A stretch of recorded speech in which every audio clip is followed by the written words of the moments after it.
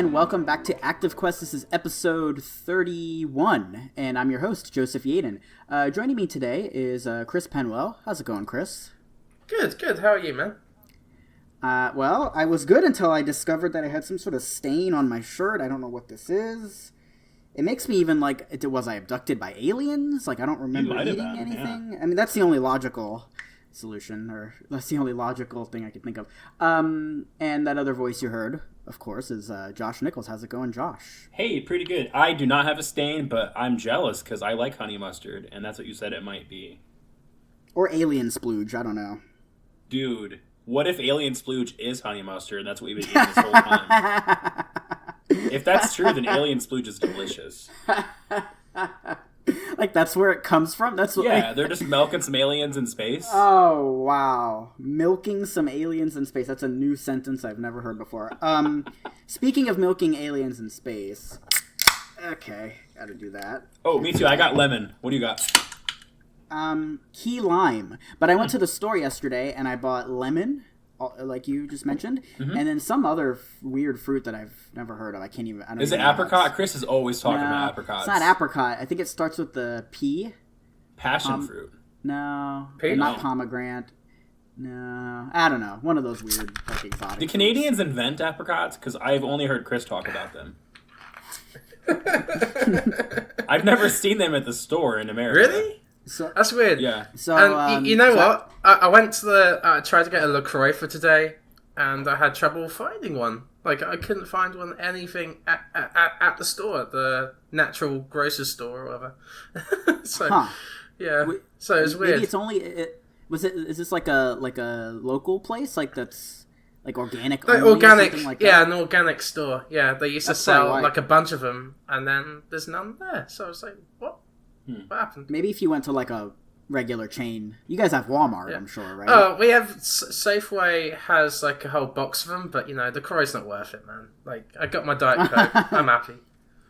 Yeah, great. I don't know, man. I can't drink that stuff. Anyway, believe it or not, Active Quest is a video game podcast, and we've got some interesting stuff to talk about today. So they announced Doom 1, 2, and 3 on basically any platform, on all platforms. So we'll talk about that. That was from QuakeCon.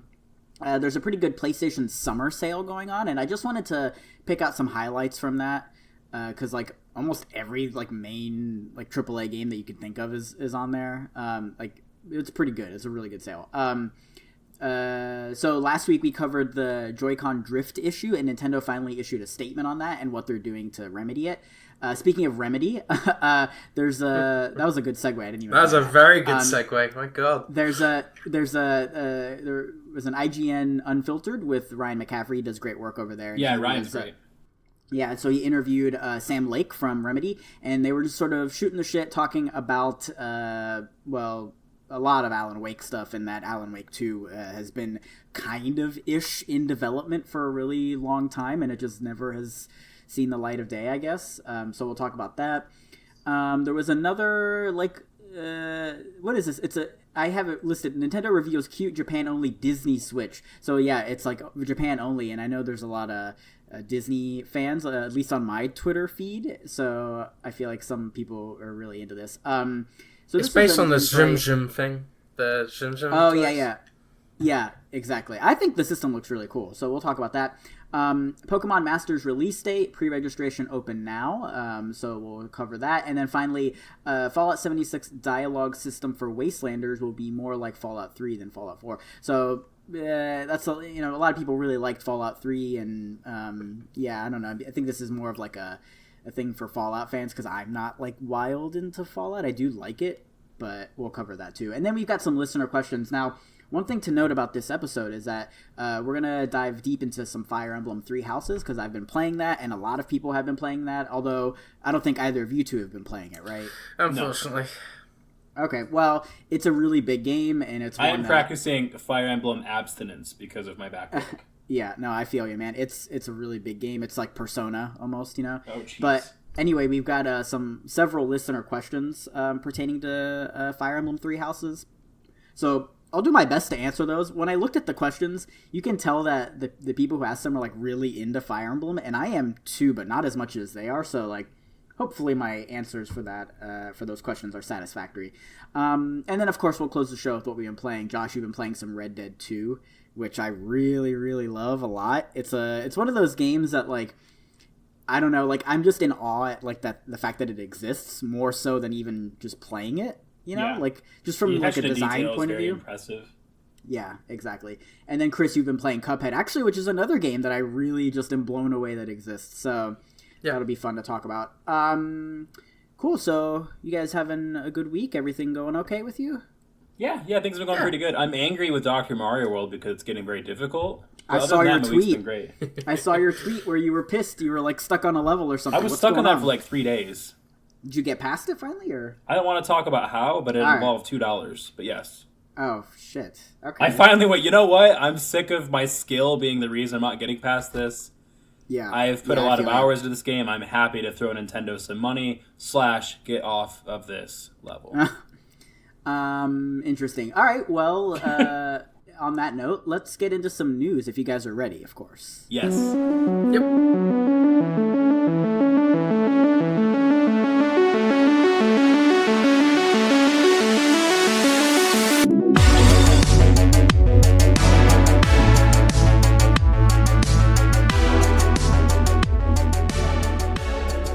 So, yeah, like I mentioned, oh man, Moses is like climbing on top of me. I can't see the screen. Here we go. All right. So, Doom 1, 2, and 3 are available on all platforms. I wrote this story up on PlayStation Lifestyle, but I've got a post from GameSpot here.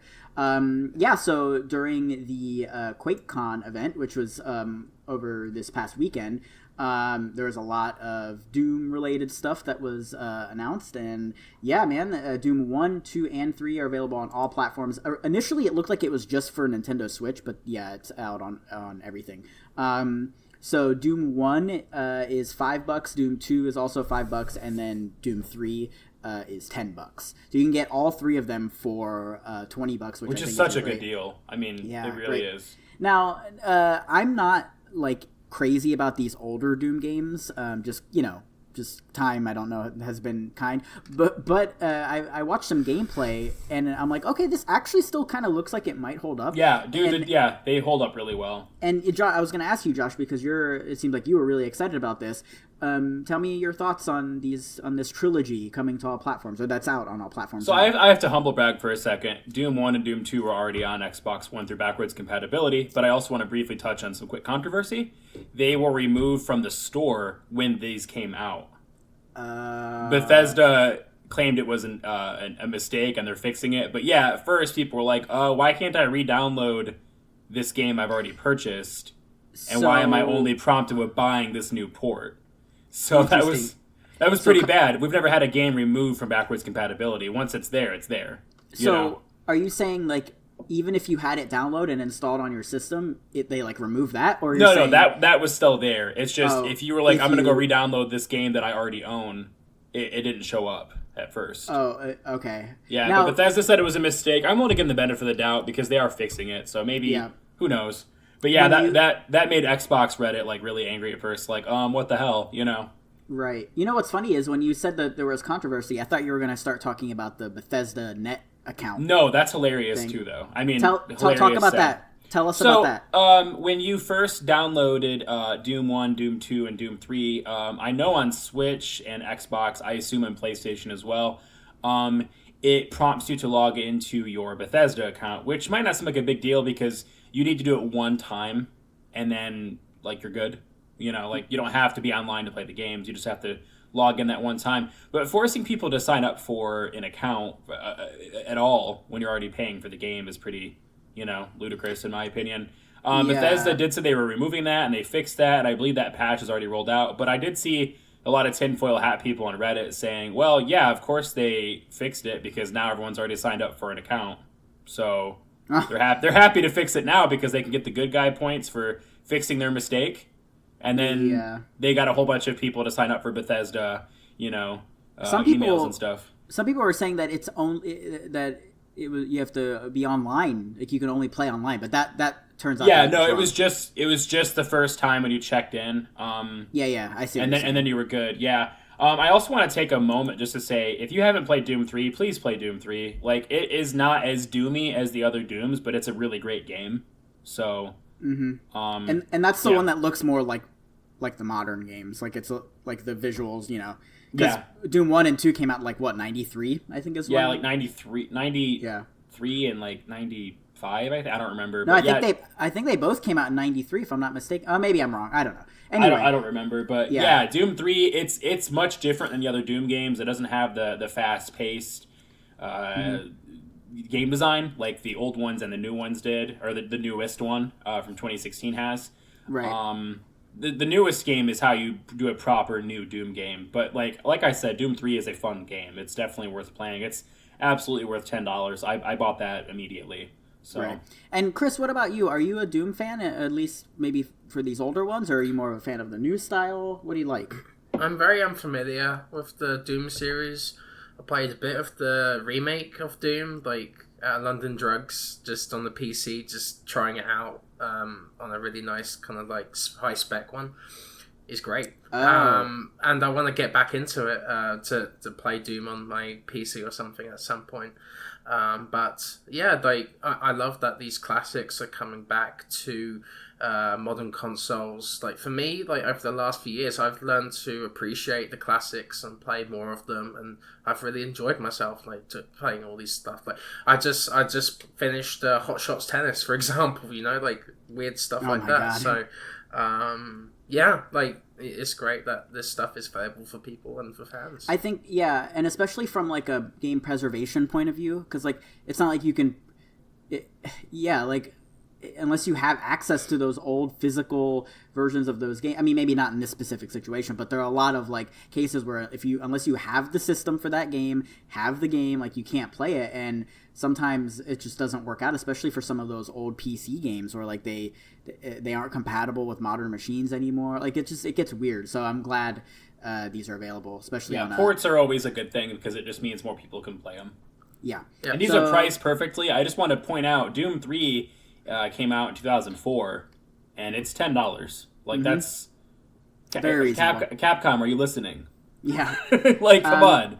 Man, RE4 for $30. Get out of here. Well, it's on sale now. Yeah. RE4. So, well, maybe not. Yeah, actually, by the time this episode goes live, I think RE4, all three of the Resident Evil games on Switch will be on sale for $20 instead of $30. Yeah. So speaking of sales, there's a gigantic PlayStation sale going on right now, the summer sale. Literally, there were over 400 games because I did the write-up, and so what's funny, this is a little bit of like inside baseball stuff.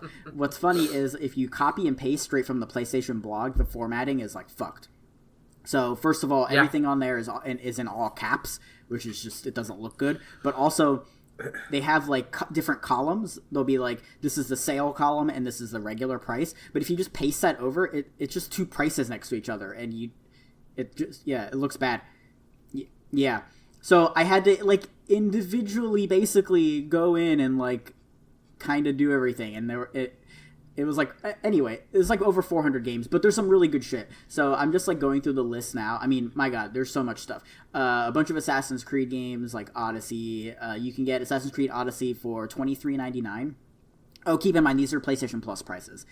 Battlefield 1, it looks like is on sale in some form or another. There's like the Titan. Oh, this is awesome. Battlefield 1 and Titanfall 2 bundle for $9. That's really good.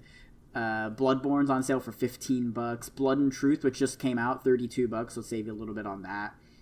All the Dark Souls, Dark Souls 2 and 3 are on sale. So there's just like a ton of stuff. By the time this is published, the Xbox summer sale is over because it ends on the 29th of July tomorrow. We'll record this, of course, on the 28th. But yeah, there was a lot of good stuff for sale on Xbox too. Switch has some pretty good deals, but not like the Xbox and PlayStation sales. So just to put it into perspective, like, okay, Resident Evil, like the remake, I guess, is $8, but on Switch it's $20 on sale, right? Like $8 on PlayStation, $20 on Switch. Yeah, instead of 30.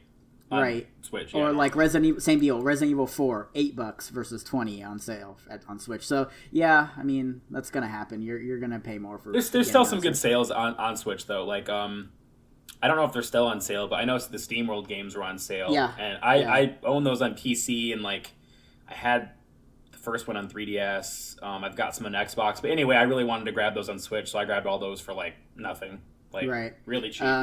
Nathan Drake collection for $15. That's $5. That is the best deal like ever. Yeah. Like those are 3 great games for $15. I mean, just check out. We've got a post here on PlayStation Lifestyle, but you can go anywhere. PlayStation blog.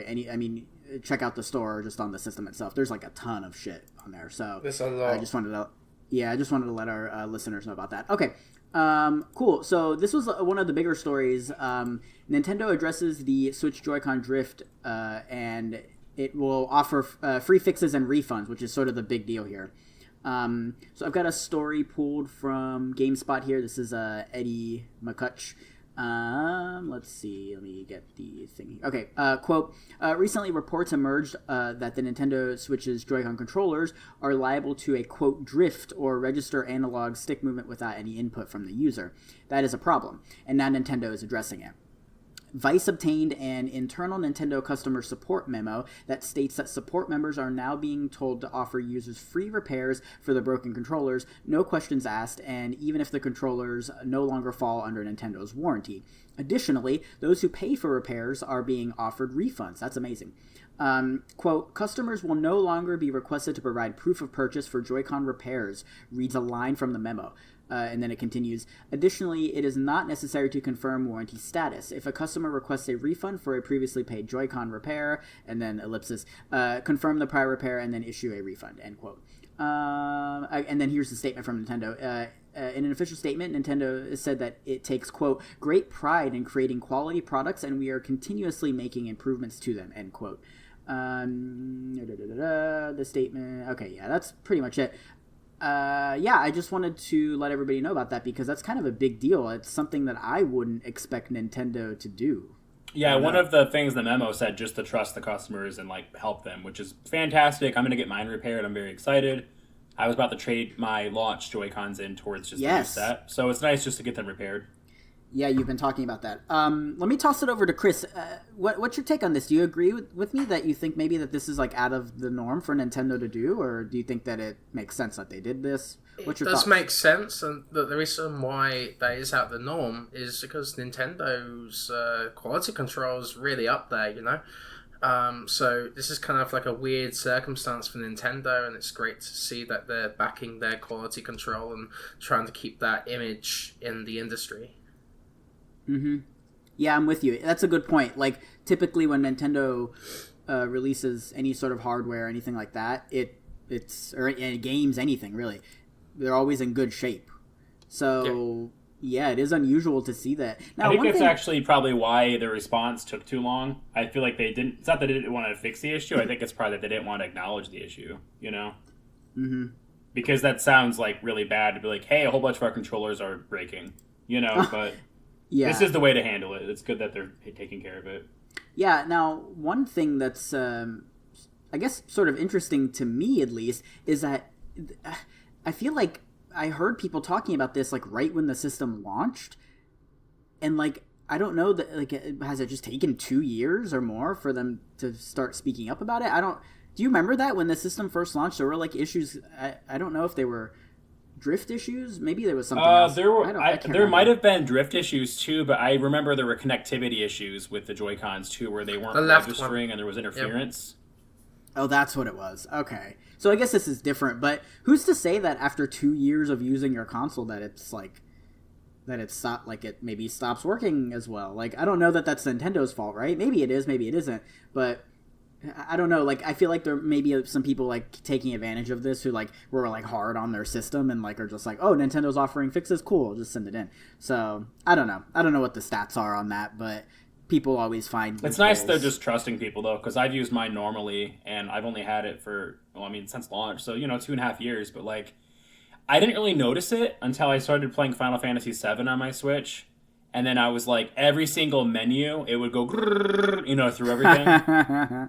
Because, you have your finger on the controller so much in Zelda or something, you don't really notice it as much because you're constantly moving.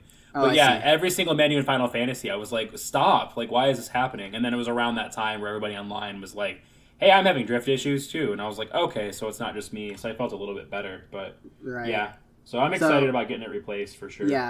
Yeah, I think that's great. A great move. And even if people are, like, maybe taking advantage of it and being dishonest with it, I think Nintendo can afford to eat some money on that, I guess. And it just looks good. Makes the company look good, and it's a great like goodwill move. It's a small price to pay, for goodwill. Yeah. And, yeah. So cool. Let's move on. This is the Alan Wake story. Alan Wake 2. So like I mentioned at the top of the show, Ryan McCaffrey interviewed Sam Lake. So Josh, what is he? Is he like a head writer? Right? He's like one of the top guys at Remedy. Like, at Remedy, yeah. Yeah. And what was so fascinating, I thought it was interesting just how candid he was. Because you don't usually hear people be like, oh yeah, we've been working on this game and it just hasn't worked out. Like, you don't normally hear people say stuff like that. Yeah. They were talking about how basically they'd been wanting to do Alan Wake 2 for a while, and that, since the first game is so beloved that they have this high standard now, and they didn't want to just put something shitty out, which is understandable, but also a lot of their ideas sort of turned into other games, like a Quantum Break or now Control, which is coming out here in a few weeks. So yeah, and I mean, they said that like shortly after the shipment of Alan Wake 1, which was in 2010, that they kind of started thinking about Alan Wake 2, and now it's 2019, 9 years later, and we still haven't seen it. So I don't know. Now I feel like it's almost reaching Half-Life territory, not in like notoriety, but I guess in terms of it's been so long now, right? Like if you put it out, that thing better be damn good. What do you guys make of this? Josh, let me toss it to you first, since you're such a big Alan Wake fan. My guess, and the only reason I'm not like worried about like a Duke Nukem Forever situation yeah, exactly. It's probably just been in pre-production forever. They probably haven't actually like put that much work into it. Oh, They probably mostly just been kind of like shooting around ideas and how would we do this, and that's my guess. But yeah, I've been trying to tag Phil Spencer and Sam Lake and Remedy like off and on for the last few years, just be like, hey, when can I buy this game, please? Because I would be happy to help kickstart it. Like I wish they would have just done that. I don't know. I feel like the big holdup for a long time was Microsoft owned the rights to Alan Wake, and of course they've got the rights back. And I understand why Microsoft might have been a little nervous about it. That was kind of pre-Phil Spencer being in charge of Xbox, and he's a lot better at letting people kind of explore what they want to do. Like, he's the reason like Sea of Thieves happened. Rare said that's what they want to do, so he said go ahead and do it. He didn't really like run it through the a focus group or anything. He said, yeah, go ahead and make a pirate game, sure. And I think the other reason there was the holdup too is, as much as I love Alan Wake, it's not going to sell as well as, something like, GTA or Halo or Gears of War or, these big money makers. And then Remedy's a very creative developer, so you might run into a situation where they're working in this game for 4 or 5 years, and then it's like what I'm saying is I don't think it was personal. I think they're just like, how much money is this going to make? Yeah. Interesting. Yeah, I'm with you on that. What do you think, Chris? I think it's a good opportunity for Remedy to make a new Alan Wake at this point. They can find a smaller publisher than Microsoft. Because at this point in the console wars, Sony's focusing on AAA. Microsoft's probably focusing on AAA as well.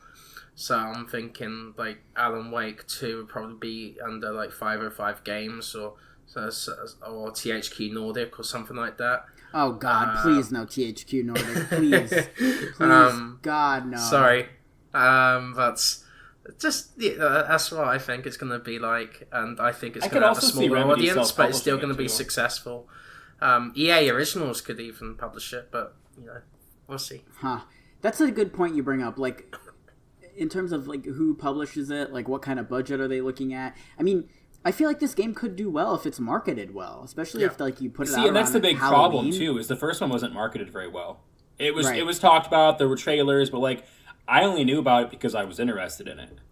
Everyone I talked to was like, "Wait, what? Oh, that sounds really cool. When did that come out?" And I'm like, "A couple of years ago." And they're like, "Holy shit!" Like no one was talking about it. There weren't like a lot of ads for it. It just kind of came out. Yeah. Yeah, the only buzz I remember seeing were like journalists talking about it, like an article. Like I remember like Andrew Reiner was excited for it, and like, I remember people talking about it. But I'm saying like the ad campaign itself was like non-existent. But now it's got such a big following. I feel like it's like reached cult status. Where it like maybe didn't make that much of a splash when it came out, and then now like everybody loves it. It seems. So and we're seeing smaller games get a chance now, like Shenmue 3 and Psychonauts 2. Oh my God! Yeah, all that kind of stuff. And I know Psychonauts we're in a really good spot for like Microsoft, double A development. Yeah. Yeah. It used to be like AAA was the only thing, and then there were indies, but now we're seeing kind of a resurgence with stuff like We Happy Few, Hellblade, Shenmue 3. Like we're seeing this AA resurgence where like companies that aren't making like Red Dead 2, but they're also not making like Castle Crashers, like we're seeing more of a spot carved out for that size of game. That's and nice. I think that's going to continue because these AAA games are getting bigger and bigger, and there's an audience out there who don't want to play open world games that are 60 to 80 hours long, or at least just not consistently. They might want a palate cleanser. Yeah, exactly. So that's another thing, Chris, you just pointed out, as these AAA games are getting bigger and bigger and bigger and more expensive, it also makes it a good spot for AA games too, because Sony and Microsoft and Nintendo, they need some AA size games to pad out those long development cycles. Exactly. Like it's okay if we take forever on Red Dead 2 and The Last of Us Part 2 and like Death Stranding, but like they need some other stuff to come out in the meantime too. And so I think that as AAA games get more ambitious, we're going to see more AA games because of that. Like it only makes sense for there to be investment in that size of game too. And I think publishers are starting to see that smaller budget games can bring a bigger profit. Like Man of Medan, from Bandai Namco. That Bandai Namco is also publishing Rad from Double Fine, right? So, there's weird all sorts of there. opportunities there for publishers nowadays, or for developers. I think nowadays. Hellblade really helped show the big companies at the Game Awards when I forgot her name and I can't remember her name unfortunately, but she was very talented in that. The role. voice actress. Yeah, when she came out on stage, I think that was a big holy shit! These games are huge and they can go tit for tat with your Red Deads and your God of Wars too. Those might be considered better by some people, but the fact that a pretty small team by comparison can put a couple years of work into a game and craft that much of a masterpiece is really impressive. Yeah. So I think maybe we will see an Alan Wake 2, but it just might be a while. So Chris is throwing his sinful ways behind him too. He is going to be playing Alan Wake now on his PC that he just got. Yes, awesome. Yes, I boot it up. It's installed. But I just got to sink the time into it just to really appreciate it. And now we can hear Chris get angry on Twitter with me and want this game to come out. We'll see. sounds what I think. Yeah. Cool. So let's move on here. I just wanted to touch on this really quickly. We don't have to go too in depth with it, but there was a new Switch that Nintendo announced that's Japan only, and it's a Disney related one, and it's for Disney's Sum Festival. I don't really know exactly what that is. It's a mini game thing, I think. Yeah. Is it TSUM? Those guys? Yeah, they've got cute little plushes. They're shaped like Dr. Mario pills. Yeah. Yeah, they're stacking rocks in Japan. That they've got a tradition where they're stacking stuff. Interesting. So Okay. Yeah, the plushes are really cute. Man, yeah. But the system is actually kind of slick looking. So there's the purple and pink Joy-Con, and there's a Mickey Mouse home button, which That's I cool. just think is so funny. Yeah, and it's got these little little heart and I guess club or the heart from the cards. I guess is this Kingdom Hearts related kind of? No, or is it's this not. separate? But I'm waiting. If there's a Kingdom Hearts related Switch, and the interlude between 3 and 4 is a Switch game, you bet your ass I'm gonna get a console bundle for the Kingdom Hearts game. I am not betting my ass because I want to keep it. Yeah. Oh, God, do you like Kingdom Hearts, Chris? Oh, I didn't know that. Huh. Yeah, it looks like it'll arrive October 10th for 36,080 yen or $333. So, I just wanted to touch on that. It's kind the of difference between yen and dollars blew my mind as a kid because I'm how is a potion in Pokemon $3,000? And then I got older and was oh, it's not $3,000. It's $15 or something. Yeah. Cool. So let's move on. All right. So Pokemon Masters release date, pre-registration open now. This is a story from Twinfinity here. Oh, this is from Grayson. Hey. Hi, Grayson. Let's see. Sorry, let me get the story pulled up here. All right, it reads, quote, the Pokemon Company and DNA have opened up pre-registration for the upcoming Pokemon mobile title, Pokemon Masters. A free-to-start game is expected to launch on August 29th for iOS and Android devices and focuses on 3-on-3 real-time battles with iconic gym leaders and trainers from the Pokemon franchise, including Misty, Brock, Red, Cynthia, and Lance. The game is a strategy and battling game where trainers can form teams to sync pairs to engage in battles against other players to compete in a tournament that takes place on the artificial island of Paseo. Okay, there will be a preview version of Pokemon Masters that will launch on Android devices in Singapore starting tomorrow. So the writing of this, starting July 25th, and will be coming soon to Canada. Hey, Chris, as well. Hey, that's right. These players will soon be able to test the mobile game and enjoy pre-selected content from the game before it officially launches worldwide. The progress reached during the period will be able to be transferred over to the final version of Pokemon Masters. Okay, and then there's some trailers and stuff you can check out on Twinfinite. Cool. Yeah, so I think this was announced at that Pokemon event a couple months ago, where they announced Pokemon Sleep. Mm-hmm. And some how fucking weird is that? Pokemon Sleep? Are you kidding me? Yeah, I'll check this out, man. I love Pokemon Go, and I think this will be an interesting one. Chris, you should definitely try out that I guess beta or whatever it's called. I'm definitely gonna try out the beta and then give my thoughts on the game. I think it's great to see Pokemon Mobile like this. It seems really interesting. I like the flashback, the flashbacks of the previous trainers and gym leaders in this game.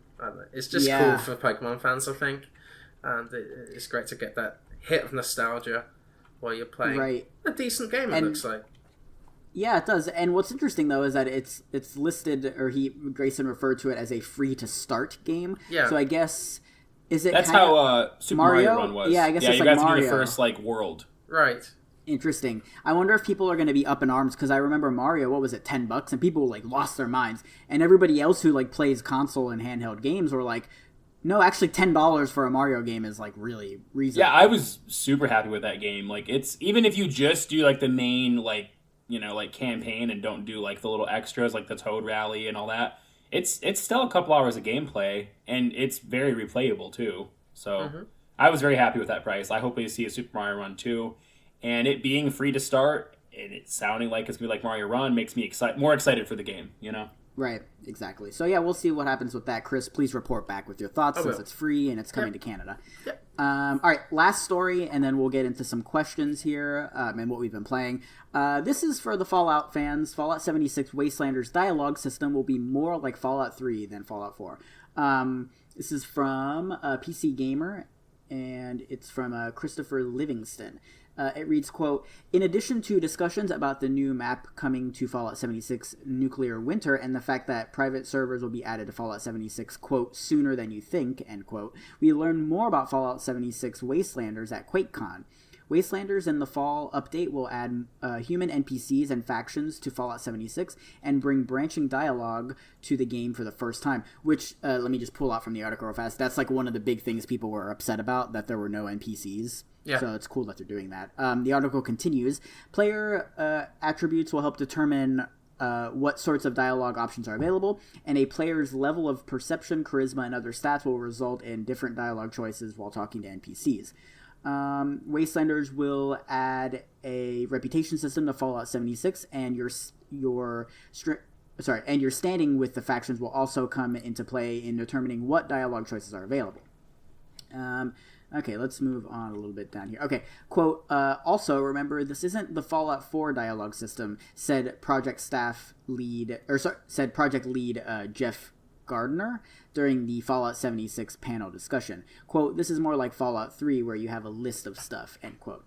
We can just end it there. Okay, so that's kind of interesting because, there was, I guess, some controversy too when Fallout 4 came out for a lot of things that people didn't like about that game, like the base building or whatever, the settlement. The whole thing. Yeah.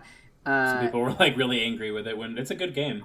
Yeah, I actually kind of enjoyed Fallout 4, but it's cool that you'll have like a list of options and you aren't limited to just like, generic sort of canned responses. Yeah. My biggest problem with the dialogue wasn't so much that they were like more like smaller, because like they would still say a bunch, but like I couldn't tell what my guy was gonna say based on what the thing was. And so I'm like, oh yeah, this sounds like what I want to say, and then it goes like completely like different. I'm like, whoa, I didn't mean to kill that guy. I just, So yeah, that was my only complaint, and that happens sometimes like in LA Noire too. Where that's that's what I was gonna bring up. Yeah, LA Noire. So for those who don't know, like there are a lot of games where there'll be like dialogue options, and some games will say like the option you'll have is exactly what your character will say. That's awesome because you know what's gonna happen. But some of them are just like generic, like Doubt. positive, Lie. negative, neutral, whatever, and then like you pick whichever one you think might apply, and then your character says this thing, and you're like, that's not what I intended at all. And it's like positive for who? There's blood all over my hands now. Yeah, exactly. So so I didn't mean to do that. Right, or like you mentioned, LA Noire, and that was a big deal because that was like a detective game, and you were like supposed to like interact with other characters to sort of progress the case, Mm-hmm. And you know what was kind of neat about that too? I didn't know this till years later, but the doubt option was supposed to be like intimidate or something, but they changed it to doubt like way later. Yeah, so like you're like, you know what? I doubt it, and then Cole like picks them up and throws them out a window. And you're like, holy shit! Like, why did you do that? Yeah, that I said I didn't believe you. I didn't say I wanted to kill you. Yeah, I think LA Noire has some really cool ideas in it, but that was like a big problem where the whole basis of like how successful you were at the case was determined on your reactions and how you interacted with these characters, and then you couldn't even accurately do them because the whole thing was messed up. So I think if they ever did an LA Noire 2, they should like be more clear. My least favorite thing about that game is they essentially like painstakingly, with like the most detail ever, like recreated California almost exactly from that era. Yeah, LA. And then it didn't really get much use. Mm-hmm. Like that game didn't need to be open world. It could have been a linear game. It would have been like better for it almost. I think that's a good point. Like the story was a big, cool thing. But yeah, a funny part of that game was a funny part of that game is like it would be like this: "You're a lying piece of shit, Josh," and then it says, "Oh, sorry, I didn't mean to say that." Yeah, never mind, my bad. So that was hilarious. I also thought it was funny when the controller would vibrate, and you're like, "Well, I don't know why a banana's a clue, but okay, sure, I'll bite." And then you pick it up, and Cole's like, "Why would I need that?" And you're like, "I don't know, man. The controller vibrated." Yeah. I think that game is, I don't know, we're talking about LA Noire now instead of Fallout 76. But anyway, the whole point is, when implementing dialogue options into games, there's a right way to do it. And that's cool. We need to know what we're going to say. Yeah, exactly. And that's really cool that Fallout 76 it seems like is doing it the quote-unquote right way. Mass Effect, I think, is an example of where they went the same route as Fallout and LA Noire, but like you knew what you were going to say pretty much. Like it would have like 3 or 4 words, but like I don't remember ever selecting a dialogue option in Mass Effect and having the same, issue. Oh, I see. I still knew what I was going to... Like, them saying they did the same system, but it worked. But do you miss that Dragon Age Origins system, just like Fallout 3, where like you had the exact dialogue that they were going to say? So I prefer that system personally myself. Yeah. But I'm with you. Just to take it back to Fallout 76, I think this is a sign that Bethesda's listening to their fans, and maybe they'll bring Fallout 76 back into the gaming consciousness again, like No Man's Sky and these and Destiny on live service games that have at first kind of like failed to impress people, but brought people back over time. Maybe I will finally eventually get the sequel to the best Fallout game, which is New Vegas. Yeah, a lot of people really like New Vegas. I'd like to see that game bounce back. I don't know that it can, just because of the horrible press it got, but yeah, we'll see. But No Man's Sky got horrible press too. Yeah, that's true. But man, that game is like amazing now. Yeah, like it's now like, it is. It's got like they're about to put VR out on, and like man, there's like a what's it called? It's kind of like the mode in Fallout New Vegas. What mode is that? Like brutal mode or whatever, where you can't die, or if you die. Hardcore, yeah, something like that. It's really cool. Yeah, No Man's Sky is awesome. All right, so that about wraps it up for the news. Let's take a break, answer some questions, and then we'll dive into some Fire Emblem. We'll be right back.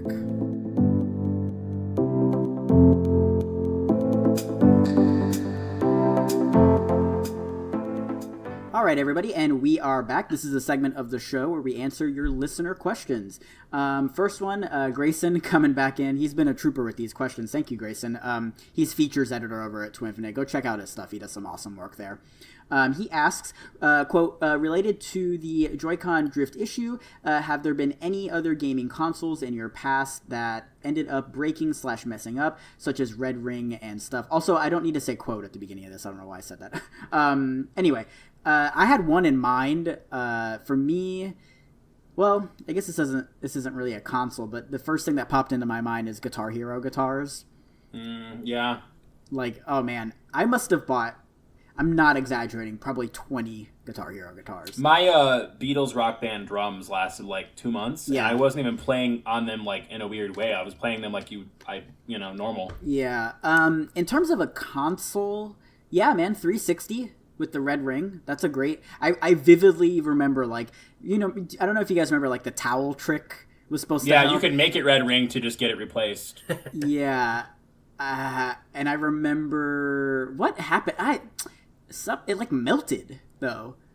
It got so hot that the back of it melted. What? That happened to me.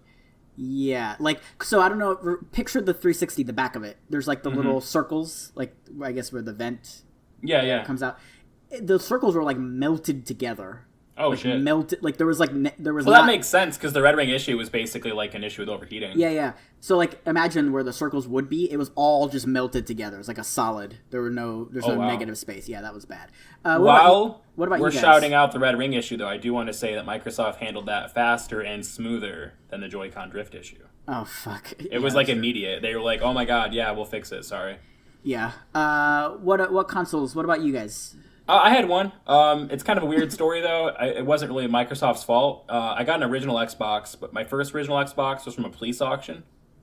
Oh, wow. So that's my parents got it, because it was like $100 less than a regular, new Xbox, and it came with like Tony Hawk Pro Skater 2X, KOTOR, and like one other game, I don't remember, and another controller. So my parents were more like, well, my dad used to go to those buy machines for his machine shop, because like he'd sometimes get really good deals on stuff, because it wasn't just police auction, it was an auction, and the police also auction stuff. So he was already there, and then he saw that and was like, oh, well, he wants an Xbox, so we'll get him that.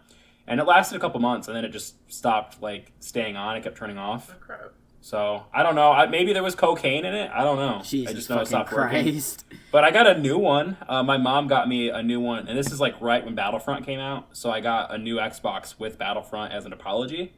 Which Hell yeah! I was like, why are you apologizing to me? You bought me a new, like, it's cool. But yeah, so that was pretty exciting. That's the only issue I've ever really had, other than the hinges on Game Boy Advance SPs. Oh my god! Breaking if you look at it. Yeah. What about you, Chris? I've had a Vita stop working on me. The controls, like, some of the controls just stopped. Wait, what did you say? A Vita. Oh, okay. I thought you said a beater. Sorry, go ahead. A beater. Like an egg beater, Chris? Get the hell out of here. We're talking about video games. But yeah, the analog stick just stopped working. Some of the buttons stopped working, so I don't know what happened to my Vita, but like, yeah. Was it a new Vita? Did you get it brand new? Yeah, it was brand, like, day one. Like, it was my first launch console, actually, that I bought. So. Wow. What did you get with that? I think I got Uncharted with it. I think so. Yeah, that was it. Hey, how is that Uncharted? Is it good? Yeah, that game's awesome, man. It was man. great. Yeah, and I gotta get a Vita. That's a game we will probably never see again, because it has like a specific Vita integration where you have to use the camera and stuff. That's and, like, really cool. Touchscreen. Yeah, it was cool, but I don't think we'll ever see that game again. Like that's why it wasn't part of the Nathan Drake collection, because it was. Maybe I'll see I gotta it get a Vita phone, like in 20 years' time or something. I have to at least get a Vita for Persona 4 Golden and that. Oh my god, yeah. That was that Uncharted game was Sony Ben's last game before Days Gone. Yeah. Very interesting. Cool. Let's move on. So next question, is from Efas. I think I'm saying that right. He asks, what other Nintendo franchises would you like to see a Fire Emblem-like revival for? I think he's talking about Fire Emblem Awakening on the 3DS, which like totally blew up. Like that game sort of launched the series into the spotlight again.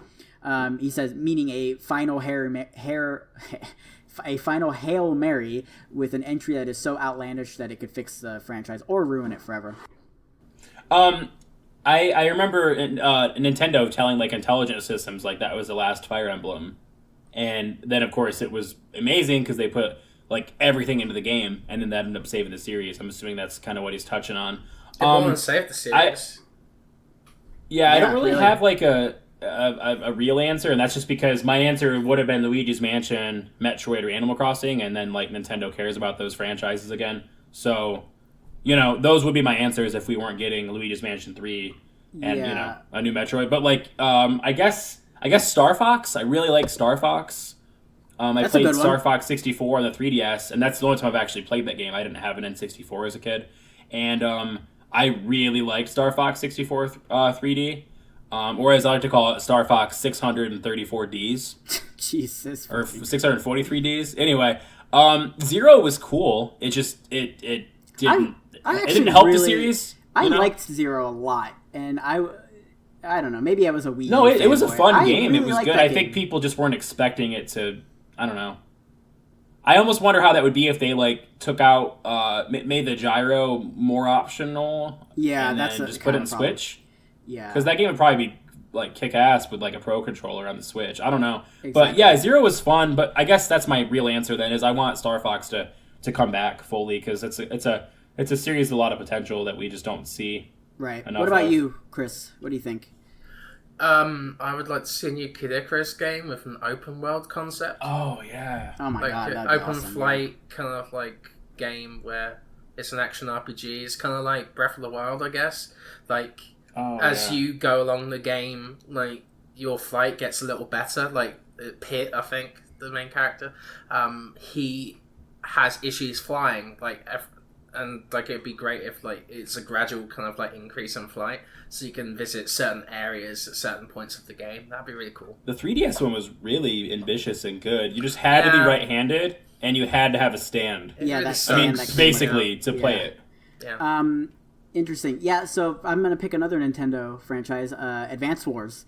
Oh man, that Advance Wars was so good. We haven't seen Advance Wars when Since was the DS. So yeah, I think. It's been like 12 years or something crazy. We haven't seen Advance Wars. I think there were one or two on the DS, but yeah, they were good too. Man, I just feel like you hear people talk about those games so much. Like, I don't know if it's just that in our bubble we hear people talk about that, and then outside of it nobody cares. But no, because Wargroove came out, and Wargroove's entire thing was we're making an Advance Wars game because there needs to be one. That's a great point. Yeah, the developers of Wargroove are like, all right, so like if you aren't going to do it, Nintendo, I guess we'll have to. And that game came out and it was awesome. So I think Advance Wars could definitely fall into that category. Cool. So we do have more listener questions, but now that we're gonna jump into what we've been playing, I think we should just integrate them into that because all of them are Fire Emblem related. What do you guys want to do? Do you want to talk about Fire Emblem first or do that last? Yeah, go ahead. I'm really curious because I haven't played the new one yet. Cool. All right. So and also for FS's question, again, his point was about how Awakening came out in 2013 on 3DS, and most people probably hadn't heard of Fire Emblem in the West yet, right? So like that game came out and it just sort of blew up and everybody fell in love with it. So that game was actually hard to find even in stock. I remember I had to go to like 3 Walmarts to buy it. Yeah, that's right. I remember I was working at GameStop at the time, and my boss had to download it digitally because we didn't have any copies, and he worked at GameStop and he couldn't find a copy. So yeah. So after that, we had Fire Emblem Fates that came out, and that did really well too, although it wasn't as highly regarded as Awakening. And then we had Fire Emblem Heroes, the mobile game, which is obviously doing really well for Nintendo too. And then now we've got Fire Emblem Three Houses on Switch that just came out. And so the premise for this game, for those who don't know, it's... Can I ask a quick question too? That the Wii U thing, I didn't play that. Was that Fire Emblem or what was that? There was like a Wii U. No, there wasn't a Fire Emblem on Wii U. There was supposed to be a Shin Megami Tensei Cross Fire Emblem game, and when they announced that, I lost my shit because that, I mean, my God, that would be amazing. But it just never came out. I don't know. It did. Okay, I thought there was some kind of weird spin-off. It was Tokyo That's, Mirage. Yeah, that. Tokyo Mirage. Yeah, that's what was Shin Megami. that? That's Shin Megami Tensei. That's not Fire Emblem. Oh, okay. That's the same series as Persona. Okay. Because it's Shin Megami Tensei Persona. Anyway. So yeah. Okay, sorry, I was just trying. Yes, I couldn't remember what so no that was. Fire Emblem on Wii U. But anyway, yeah. So to describe Fire Emblem Three Houses, it's essentially a mix between Harry Potter, Persona, and the Fire Emblem combat that we all know and love. And what's really cool about it is that it kind of changes what you do outside of the battles when compared to the other entries. As the series progressed with the other entries, it's like you could like sort of interact with different characters to sort of build up your battle stats or whatever. And as the series went on, that kind of became more like prominent, and you could do more things. But it was never like fully realized. Like it was still like that sort of top-down view, and you just sort of like went around and selected where you wanted to go. In Three Houses, it's like fully 3D. Like, I don't want to say open world, but it's like open school. And there's this like Hogwarts style school, right? And you like can and like the grounds are huge, so you can like go around and explore and go to the like dining hall and go to the training area, go to the library, and it's all like 3D. Like it's like totally open. You can fully 360 degree camera control, which is really cool. Like you can like go around and talk to all these people and develop relationships. And so in that regard, it's very much like Persona, because you have to hang out with friends and build up their stats and build up their relationships, and that'll like impact how you perform on the field. And also, like Persona, you play in like calendar format. So like there's like each day you have like a lesson you'll teach, or this day you're free to explore, so you can like go out and battle, or you can go out and hang out with people, however you want to do it. It's very much like Persona. And then it's a lot like Harry Potter in that you're at this school and you're a professor, and there are 3 houses, hence the name Three Houses, and they all have like their own different characteristics, that kind of thing. But then when you finally get out and battle, it's turn-based strategy, which is so awesome because, like, I don't know. I mean, I feel like we've maybe seen a little bit of a resurgence for that genre lately, but it's still, I agree. Yeah, it's still like not as prominent as like a third-person shooter or whatever. And yeah, man, it feels so good because it's like it's a great balance. Like the battles are really deep and heavy at times, and you have to think a lot. Like, okay, this character does this. I should make sure that he's available and is in a great spot at this point during the battle. It's a lot of like in-depth thinking, and then when the battle's over, you're like, okay, cool, now I can relax and just hang out with friends and stuff. So it's this great balance. So yeah, right now I think let's get into some questions here. I have some questions for you about the some differences that I want to ask you before we end. Not right now, but I want to ask you that too, in case that factors in how you talk about it. Yeah, absolutely. This is a quick one. This is from Steve Vegvari. I hope I'm saying that right. He just says, "Are you playing as the Golden Deer House? If not, what happened during your childhood?" So I guess the Golden Deer House is like the fan favorite. And I don't really know a whole lot about the other houses, but yes, I actually did pick the Golden Deer House. So I guess I had a good childhood, Steve. Let's see. Let's go to another question here. This is from Sterling. He's like a really big Fire Emblem fan. He works over at Parallax.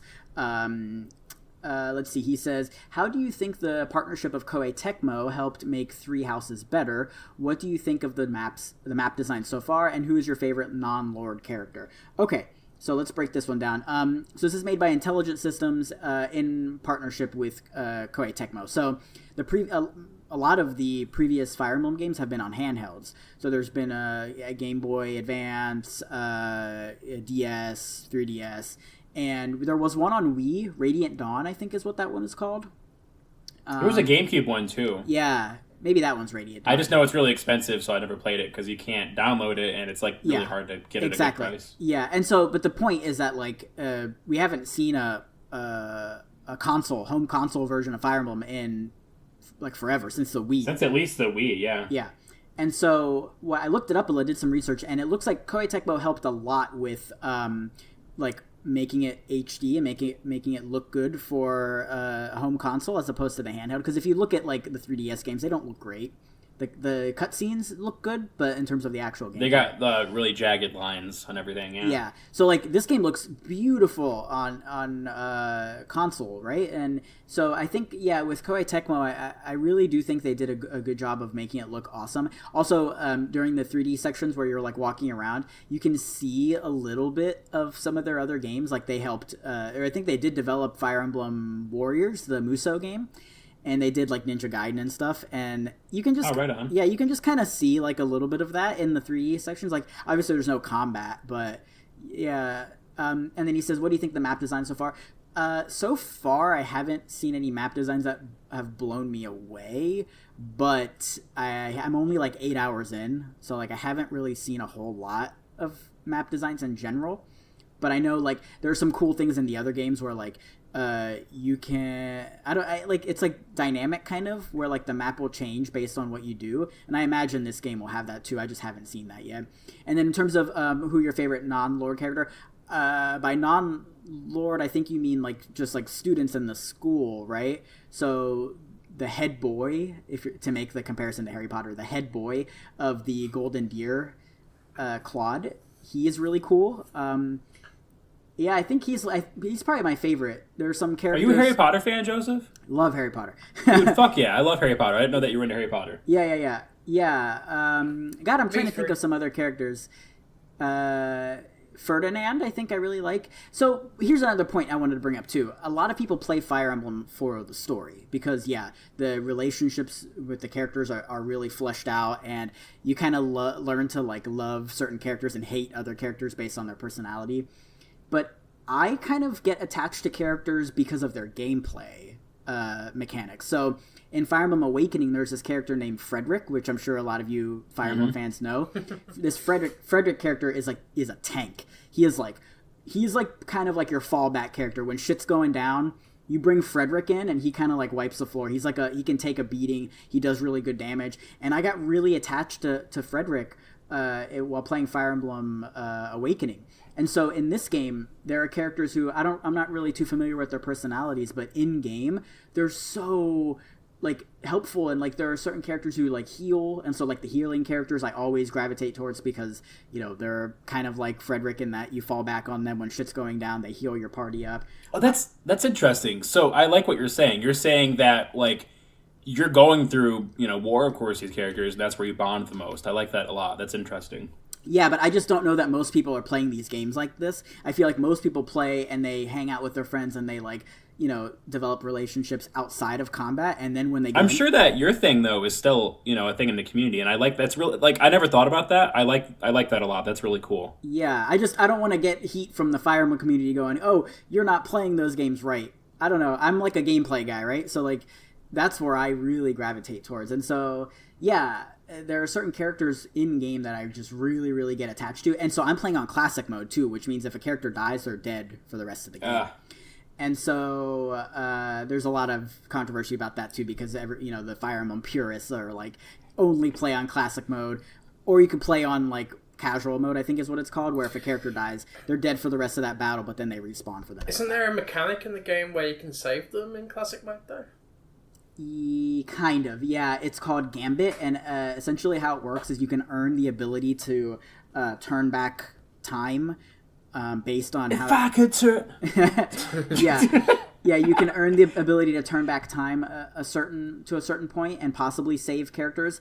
I haven't really experimented with that too much. I did it once the other day because I got really far into a battle and a character died, and I'm like, fuck, I really don't want to do this battle again. So I did do that, and that worked out.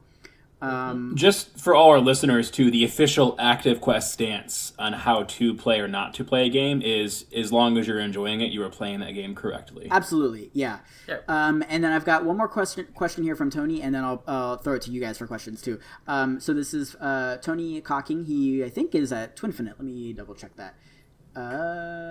Yeah, he's on Twitter. Okay, cool. He says, how do you feel about the personalities of the units? With a smaller roster size, has it allowed for the characters to develop more than in previous games, where they were largely based on a singular trope? Yeah, that's a great point. I've noticed a more diverse type of character. Like in the other games, seems like there were like the archetypes, right? So you've got the asshole character, the whatever, the cute character, the sort of like gruff character that doesn't talk much, but he's actually a good person at heart, or he or she, So you're saying it kind of relied on tropes a lot before. Yeah. So in this game, I have noticed a wider variety of characters. Like there's this character, I forget his name, but he's like a ladies' man kind of. And I know that's kind of a trope, but you don't really see that too often. Where he's like really like he's like on the nose. He has like a flower that he carries around on his breast pocket, kind of a thing.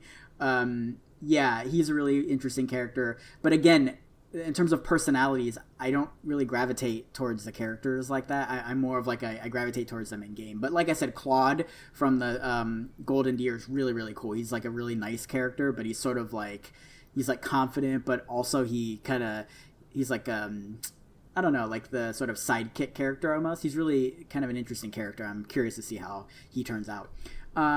Cool. So I know, Josh, you said you had some questions. What did you want to ask me about Fire Emblem?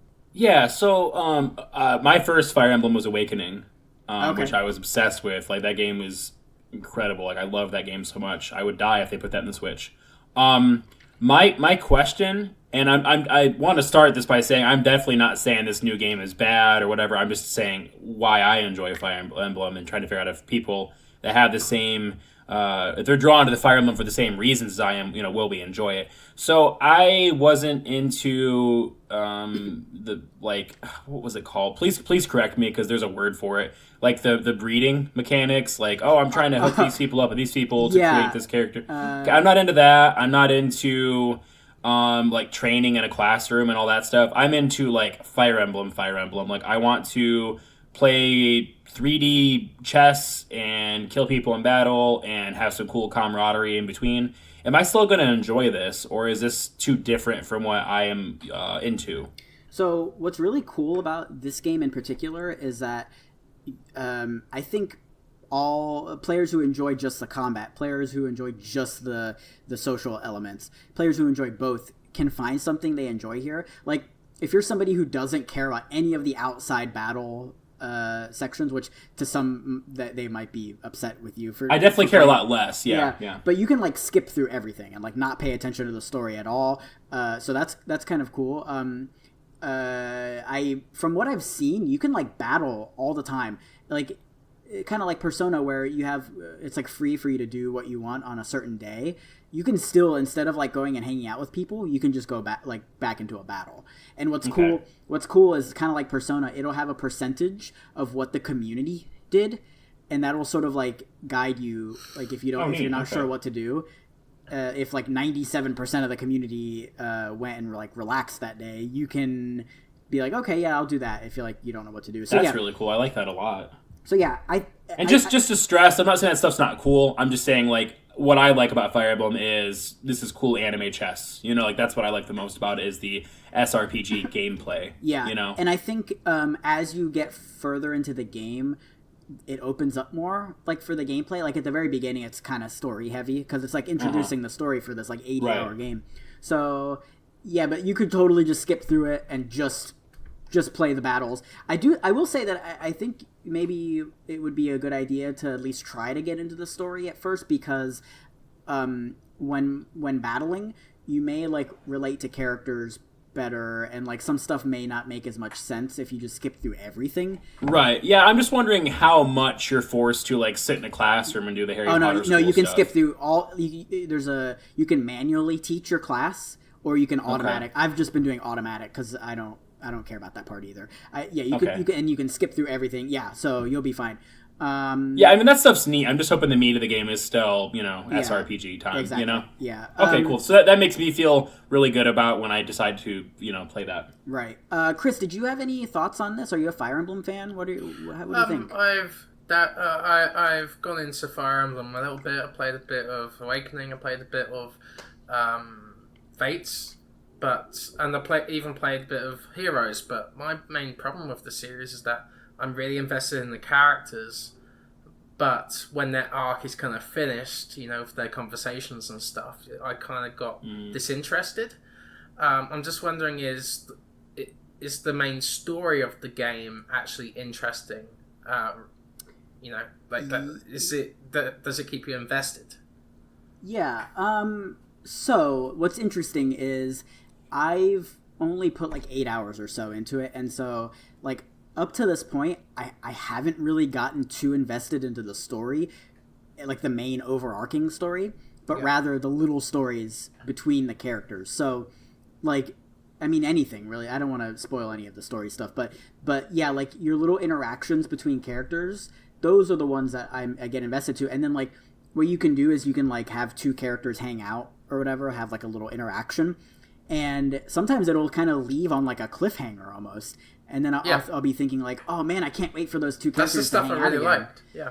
Oh, okay, so then yeah, you actually would definitely enjoy it. I just thought you meant in terms of the overall. The overall plot as well is like it doesn't interest me as much. Yeah. Like the whole this kingdom's taken over this kingdom and there's a big war happening. It's like I don't give a shit about that. You know, like there's no the most like Canadian personal thing ever. There's no personal stakes in that. You know, like Awakening kind of got me into it a bit more because it was more about the story with Lucina and Marth, and I think it was Marth. Oh.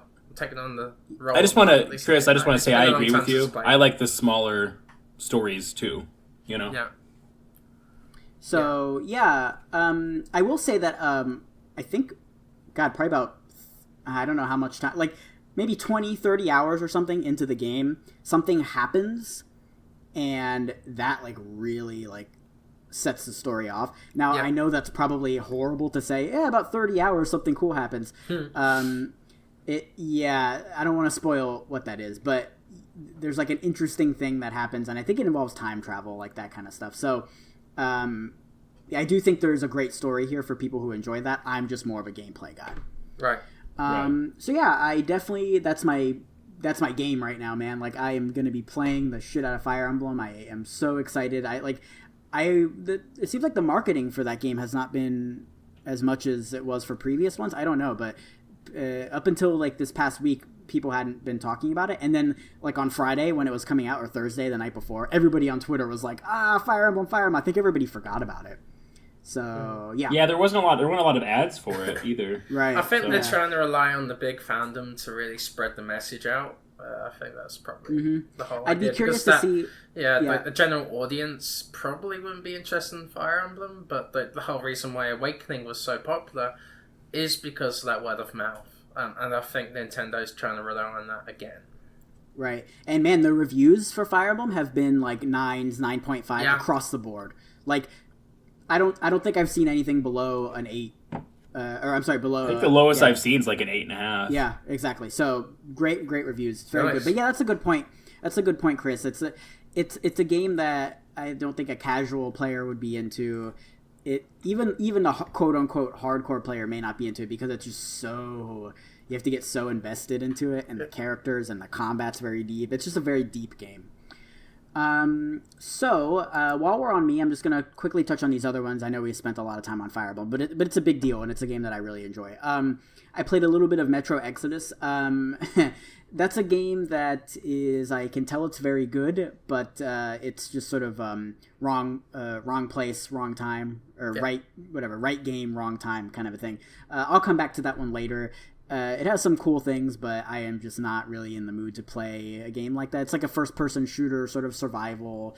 Almost. I just wanted to take this, like, you know, what you're saying and just mention. I do the same thing, and I would encourage everybody to do that. If you're ever not in the mood for something, just come back to it, because like you might be completely into that later. Right. You just might not want to play that right now. Yeah, and I'm sure I will be, because I do really like survival games. It's like Fallout-y-ish, kind of, but more like survival and more geared towards the shooting aspect of it. Fallout's more of like an RPG. Metro's more shooter, I think. But anyway, it's really cool. I'm not in the mood for it right now. But the other thing I really wanted to touch on, I know this is a video game podcast, but I played D&D for the first time yesterday. Wow, nice. And let me tell D&D you, is fun. Let me tell you, man. Have you guys heard of this D&D game? It's really so fun. Great. It's so great. Yeah, man. So I went in like, I don't know how I've like avoided D&D. I'm 26 years old. I have not even like remotely come close to playing that game. And yeah, I like didn't really know what to expect. I've never really like seen anybody play it before. I didn't really know how it was gonna go, and it was so cool. And I totally get why people get so invested into it, you know. And the place where I was, they had these books, like all these D&D books, like dozens and dozens of D&D books, like thick ass books, and I'm like, oh shit, this game's like really really deep. And yeah, we just did this quick little quest. We actually didn't finish it. We got, I think, halfway through it, and then we had to call it a night. So yeah, I'm definitely going to be playing again. I think you often hear this, but it's as good as your DM is. Right? Exactly. And that's how much fun you're going to have. Yeah. And also, it's as good as the party is creatively. Right? Yeah, it's definitely a game where like it's hard not to be shy, but don't be shy. Just role play, you know. And I'll add to this, like it's just so satisfying to be the DM as well for D&D. I've done it once or twice. Oh, okay. I did a superhero themed one, so like there's a lot of like customization you can do with D&D, and it's the best when your players are like really creative and especially you when play like around somebody with the does environment and stuff. Like right.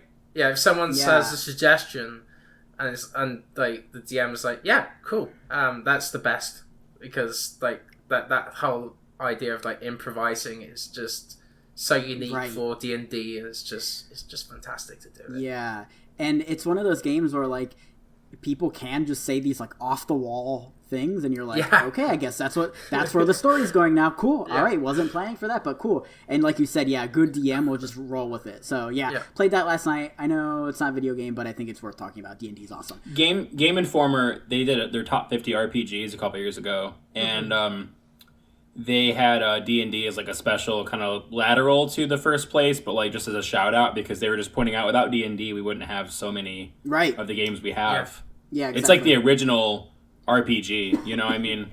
Yeah. We wouldn't have, you know, like Red Dead and Mass Effect and all kinds of stuff if it weren't for D&D kind of inspiring an entire, you know, generation repeatedly. Each generation people end up checking it out and getting inspired from it. It's proper game design. It's true game design to its core. It's really cool. So yeah, that's what I've been playing this week. Some really like deep ass games, you know. So let's toss it over to Chris, because you've been playing a little bit maybe more lighter games. Maybe what have you been playing this week? Well, I don't know if it's that light or not, but yes, sir, I have been playing some Cuphead. That's pretty good. Cuphead is what you said, for those who maybe didn't understand. Yes, sir. In case you're Canadians, a little rusty. So, is this your first time playing Cuphead? So I tried to play it about a year ago, I think, and I couldn't get far into it. I got annoyed, I got frustrated, and I stopped playing. But I had like when I was replaying it again on my new PC, and I really enjoyed my time with the game. The game design is challenging, but at the same time, like you can tell like the boss's kind of like patterns, and you gotta follow it. You gotta follow a certain way of defeating the bosses, and it's not as difficult as you might think. You know, like you just gotta. It's difficult. Don't get me wrong, but like you gotta use your reflexes, your gaming skills to really defeat the enemy, the boss, and yeah, like it's just a fantastic game in that retrospect. And also, I just love the visuals. It's goddamn stunning. Like just so much personality in the animations and the hand-drawn kind of nature of it. Just fantastic, and it just takes that 1930s look and just brings it to life. Also, I'm just going to say this, whoever composed the score for Cuphead was robbed at the Game Awards. My god. Jeez. Oh yeah. Jeez, this music is so goddamn good. Yeah. The jazzy kind of like soundtrack, and the personality of like the soundtrack in specific areas, like the world map, like being like this happy-go-lucky kind of like theme, and then you get that theme with the Mr. Dice, or the Dice kind of boss, and it's like this jazzy kind of like song with lyrics. Cuphead's It's really fantastic. interesting too It's because wonderful. when you do the dice casino battle, Yeah. the game doesn't go to 9 frames per second like Bloodstained. All right. Sorry, I had to. I'm glad you're enjoying Cuphead though, Chris. It's So how far it's how far have you fantastic. gotten? Do you know? Well, quarter of the way through. I'm on the second Inkwell Isle section. Okay, I think that's where I am. I'm stuck right now. I can't. Yeah, like, it's one of those games it's too. so tough. My one Right. complaint would probably be the airplane sections. I don't think Oh they're needed. man. They're super tough, and yeah, sometimes it just feels like a bullet hell where there's not that much strategy in you just have to be lucky, I guess. I might be wrong about Because that, but there is a little bit of like random generation, right? Like what type of, like, I guess because the bosses have like different phases, but yeah. sometimes it'll change each time you play. Yeah. So yeah, that's an interesting point too. Cool. And what Definitely change the controls too. I talked to Joseph about this when he got it when it came out on Switch, but like the default controls are not, in my opinion, and in Chris Plant's opinion at Polygon, are not as good. If you tweak the controls, I actually posted it in our Discord. I'll post it in our show notes in case anyone's interested, since we're discussing it. But yeah, you can tweak the controls to make the game much easier, to control. Yeah, that's a good point too. All right, Chris, what else have you been playing? Yeah, so I've been playing Dead or Alive 6, the story mode. It's very dumb. It's super dumb. But it's I'm laughing the because best way Chris keeps possible. saying the story. Yeah. That's all I can really say, really. Just it's just a dumb story that's just fun to just watch. you know? And Is it the game? Is it actually the game, a well-designed fighting game? I like the fighting in Dead or Alive because it's very visceral, visceral. It feels cinematic in a way, and I like the parry system. So it does feel like it is a genuine fighting game. It's just a shame that they're focusing more on the boobies than the fighting game mechanics or features. I always thought it was really interesting that they have to reconcile, like, we're trying to make a really good, serious, just well-made fighting game and boobs. Yeah. They have to, like, combine those two things because those are the two fan bases. Mm-hmm. It's Boob Simulator 2019. Yeah. That's what it is. So nothing too wild to report on Dead or Alive 6, I guess, right? No, Chris? nothing much to say. I just added it in there. I don't know. Right, it's my 20th game I finished this year, so woo! All right, fair enough. Okay, Josh, let's talk about what you've been playing because you've been playing sort of a meatier game here. What have you got? Oh, I am playing Red Dead Redemption 2. I picked it up around launch, but I just, like you mentioned with Metro Exodus, I just wasn't in the mood for a game with that much depth at that point in time. Mm-hmm. It came out, I think, was it 2018? Yeah, October of 2018. Yeah, I don't remember what I was playing. I was playing a lot of things at the time, though, so I think I just was busy. But yeah, I finally... I traded my physical copy in and grabbed a digital copy during Xbox's summer sale because I prefer to be digital on Xbox. And so I got it for like $30, I think. I don't remember, but anyway, it's really good. I'm really enjoying it. I mean, I know this isn't like revolutionary to say, but because everyone loves it, but I'm really enjoying it.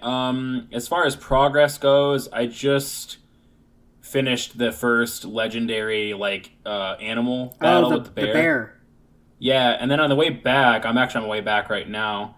I was very gracious and paused my game to record with you guys. No, but on the way back to camp, this lady, she was trapped under a horse and she needed help, so I helped her.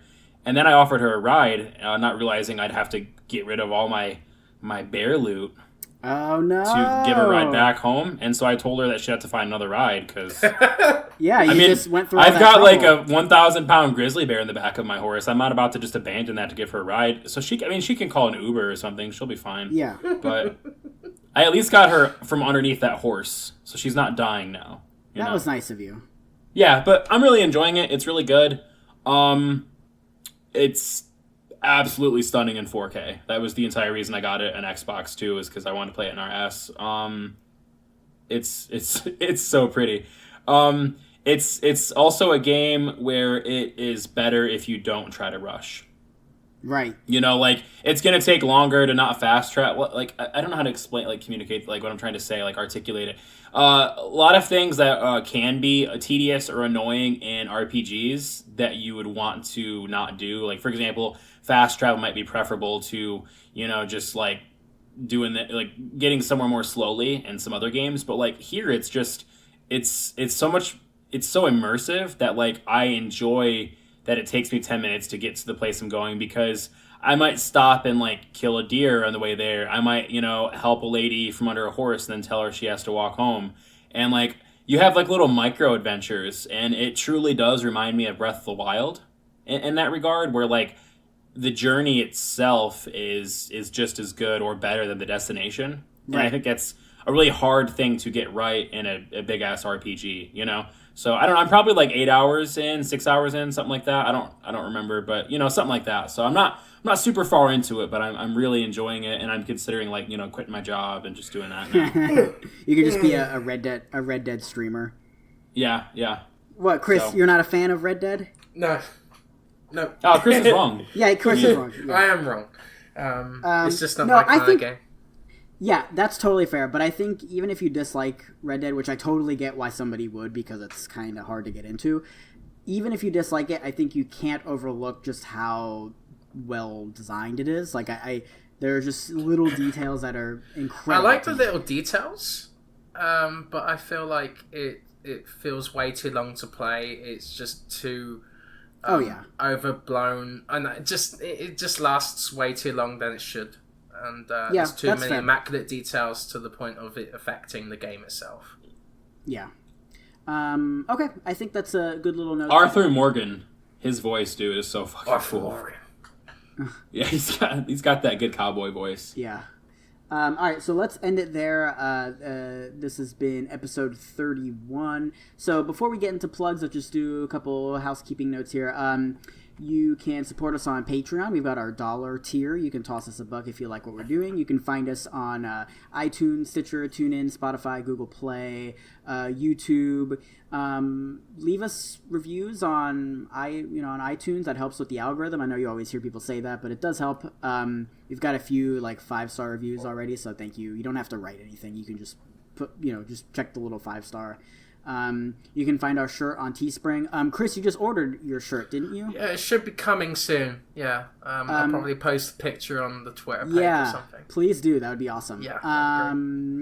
Cool. And let's go around and we can do our plugs here. So, Chris, where can people find you when you're not on Active Quest? So you can find me on Twitter at Penwell Writes. I am writing something now, and I just finished it. So it's to do with my wish list for Kingdom Hearts 4. I know, typical Chris writing about Kingdom Hearts, but it's gonna be great. I think it's going up on Jack of All controllers. So recently joined them, and I might review Hot Shots Tennis for Rapid Reviews UK as well. So keep a lookout. Awesome. I still got to record my VO for that interview series. So. Oh man, I know. It's just so busy. To get people I am so busy. Josh, where can people find you online? At Mr. Josh Nichols on Twitter and twitch.tv/jerkjosh77. And you can just find me being a cowboy. I'll probably end up streaming some Red Dead 2. Because unlike Chris, I'm happy to just sit there and hunt rabbits for 45 minutes. I am with you. I totally am with you. Chris, it does help if you drink whiskey and wear a cowboy hat while you were playing. Oh my god. I don't have a cowboy hat yet, but I'd rather join Chris and play have whiskey and play Resident Evil 2 instead. Resident Evil, yeah, he does his Whiskey Wednesdays. Yes. Cool. And then for me, you can find me on Twitter at Joseph Yaden and on PlayStation Lifestyle, covering news throughout the week. Again, I am still working on some stuff that I can't talk about. Here, I'll put it to you this way. It gets boiled down to just trying to communicate with people via email, which just takes way longer than than if you tried communicating via Slack or something like that. So that's what that's boiling down to. Email takes too long. I don't like it. Yeah, I know. All right, and that's been episode 31. Oh, one other thing too. I wanted to get the 2 new Wolfenstein games that came out, Youngblood and Cyberpilot, but I just literally did not have the time to. So hopefully. Oh my god, dude! You have no idea. I've been looking forward to Youngblood for. I have it pre-ordered. It's paid off. I just am not going to get it because I just don't have time to play right now. But it looks so cool. So hopefully one of us will have picked it up for next week's episode, episode 32. So stay tuned for that. And I'll also, put that out. I'll put this out there for people. What should we do for episode 50? This is just an idea. Just putting it out there. What should we do? Okay. Yeah. I think we should hog tie Chris and put him in the back of a horse and make him play Red Dead 2. That's a great idea. Yes. Let's do that one. Yeah, so we'll start talking about stuff to do for episode 50. Also, you just put out your review for Crash Team Racing. That's live, right? Yes. Mm-hmm. Yep. Okay, and then there was another review you guys did, too. Are you working on right now, right?